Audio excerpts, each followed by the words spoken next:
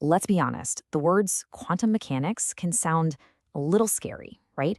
Maybe even magical. But what if I told you that under all that mystery, it's just a new rulebook for how the universe works? A set of 5 core ideas that, once you get them, unlock everything from how your phone works to why the sun shines. So, you ready to dive in? We're going to start with a simple question that has a very, very strange answer.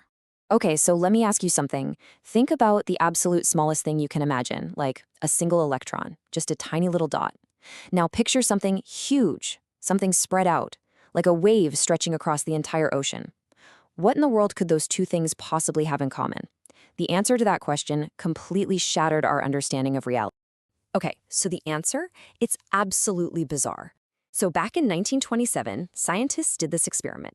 First, they shot X-rays, which, are waves, at a crystal. And they got this pattern. See the rings on the left? Totally expected. No big deal. But then they did the same thing with a beam of electrons, tiny little particles, and they got the pattern on the right. Look at them. They are identical. This was a total bombshell. Particles were acting exactly like waves. So this weirdness, it actually has a name. It's called wave-particle duality. And honestly, it's the absolute cornerstone of quantum mechanics. It's not that things are either a particle or a wave. The wild part is that there's somehow both at the same time. So yeah, that one single discovery, it just completely shredded the old rule book. All that classical physics from Newton, the stuff that worked perfectly for hundreds of years to describe falling apples and planets, well, down at this tiny quantum scale, it just fell apart. It was time for a whole new way of thinking. And that new rulebook, it's built on 5 big ideas. We call them the postulates of quantum mechanics. Now, here's the thing. You can't prove them in the way you prove 2 plus 2 is 4. Think of them more like the basic assumptions, the axioms of this quantum world. And for the last 100 years, every single experiment we could dream up has shown that, yep, they hold true. So these 5 ideas, they're going to be our guide through this strange new reality. All right, so let's meet the star of the show, the main character in this whole quantum story. And it's not a particle. It's something way, way weirder. It's a wave of pure possibility. So what is this wave? I mean, look at this thing, this shape you're seeing. It's not a picture of a physical thing, like a water wave. This is a mathematical map, and we call it the wave function. Instead of telling you exactly where a particle is, it tells you all the places it could be. See that peak? The higher the wave is in any given spot, the more likely you are to find the particle right there, if you decide to look. And this right here, this is our first big rule from the new quantum playbook. It says that everything you could possibly want to know about a particle, I'm talking its position, its momentum, its energy, the whole shebang, it's all bundled up, all encoded inside this wave function. We use the Greek letter psi to represent it. It's the complete ID card for any quantum system.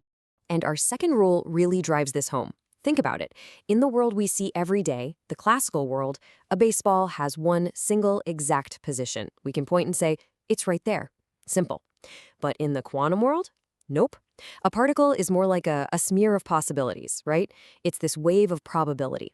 We can't say it is here. All we can say is, well, it's most likely to be here. We've traded absolute certainty for just probability. Okay, that's a little weird, right? If everything is just a cloud of possibilities, how do we ever get a real solid answer about anything? How do we actually, measure something like energy? Well, this is where the next part of our rulebook is crucial. It turns out you can't just look at the wave function and get an answer. You have to ask it a question. And the way you ask a question in quantum mechanics is with a special mathematical tool called an operator. This is literally how we measure something in the quantum world. Seriously? Think of it like a toolkit. For every single thing you might want to know about a particle, there's a specific tool, a specific operator for the job. You want to know its position? You grab the position operator and apply it to the wave function. You want to know its momentum? You use the momentum operator. Energy? You guessed it, the energy operator. Each question needs its own unique key to unlock the answer. So what kind of answer pops out when you use one of these tools? And this brings us to our final rule about measurement. You don't get one single definite number. Instead, you get what's called an expectation value.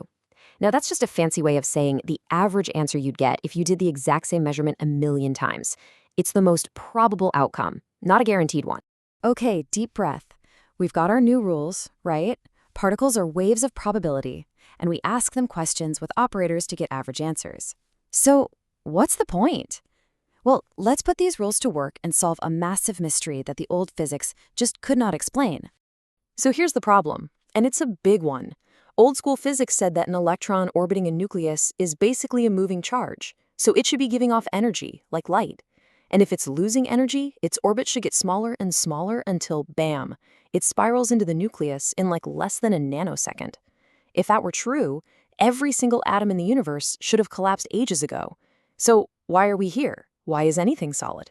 The answer, it turns out, is the electron's wave nature. Just imagine that probability wave trying to wrap itself around the nucleus. Now, if the length of that wave doesn't fit perfectly into the circle of the orbit, what happens? Its peaks and troughs start to clash. They cancel each other out. We call this destructive interference. And an orbit like that is just forbidden. It can't exist. The electron's own wave literally erases itself. So for an orbit to actually be stable, the electron's wave has to fit perfectly. A whole number of its wavelengths, 1, 2, 3, whatever, has to fit exactly into the circumference of the orbit. When that happens, the wave lines up with itself, peak on peak, trough on trough. It reinforces itself, creating a stable standing wave. These are the only orbits that are allowed. And here is the absolute punchline. Because only certain orbits are allowed by the wave, it means an electron can only have certain specific energy levels that go with those orbits. Its energy isn't continuous, it's quantized. It comes in distinct packets, or quanta. It just can't have an energy value in between those allowed levels. So think of it this way. The energy of an electron inside an atom isn't some smooth ramp that it can just slide up and down. It's a staircase. An electron can be on the first step, or it can jump to the second step, but it can never, ever be found floating in between the steps. And this quantization, this staircase, which comes directly from its wave nature, is what makes atoms stable. It's literally why matter doesn't just collapse into mush. So what this all really means is a total shift in how we have to view reality. The source material says it perfectly. The deterministic nature of classical mechanics is not valid for quantum mechanical particles. Instead, one can only calculate probabilities. We've left behind a clockwork, predictable universe for one that's fundamentally built on chance and probability. So think about that. These 5 bizarre rules, this quantum rulebook, they don't just solve some weird physics puzzle. They explain why the floor under your feet is solid, why the sun keeps shining. They build the entire stable reality we experience out of these strange waves of possibility. And that just has to leave you wondering, if this is what we've found so far, what other incredible secrets about our universe are still hidden, just waiting for us, inside that wave function?